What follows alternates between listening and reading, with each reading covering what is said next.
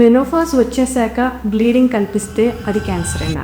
This is doctor Hemamalini from Visakhapatnam. Menopause వచ్చేసాక అంటే 1 year పాటు పీరియడ్స్ లేకుండా ఉన్న తర్వాత ఎట్టి పరిస్థితుల్లోనూ నెగ్లెక్ట్ చేయకూడని కంప్లైంట్ బ్లీడింగ్. అది చిన్న బ్రౌనిష్ డిశ్చార్జ్ అవ్వచ్చు, స్పాటింగ్ అవ్వచ్చు, బ్లీడింగ్ అవ్వచ్చు. వెంటనే మీ డాక్టర్ని వెళ్ళి కలవాలి.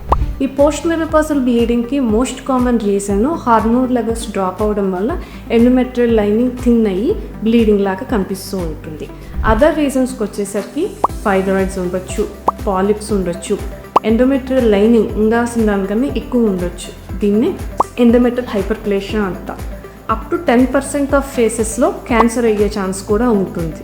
సో మీ డాక్టర్ని కలిసిన తర్వాత కంప్లీట్గా ఎగ్జామినేషన్ చేసి ఇనీషియల్గా అల్ట్రాసౌండ్ అన్నది అడ్వైస్ చేస్తారు. మెనోపాజ్ వచ్చిన లేడీస్లో ఈ ఎండోమెట్రియల్ థిక్నెస్ అన్నది 4 to 5 mm కన్నా తక్కువ ఉండాలి. మీ examination findings and scan findings గురించి ఫర్దర్గా బయాప్సీ రిక్వైర్మెంట్ ఉంటుందా లేదా అండ్ ఎలా ముందుకెళ్ళాలి అన్నది మీ డాక్టర్ మీతో డిస్కస్ చేస్తారు. ఎట్టి పరిస్థితుల్లో నెగ్లెక్ట్ చేయకండి.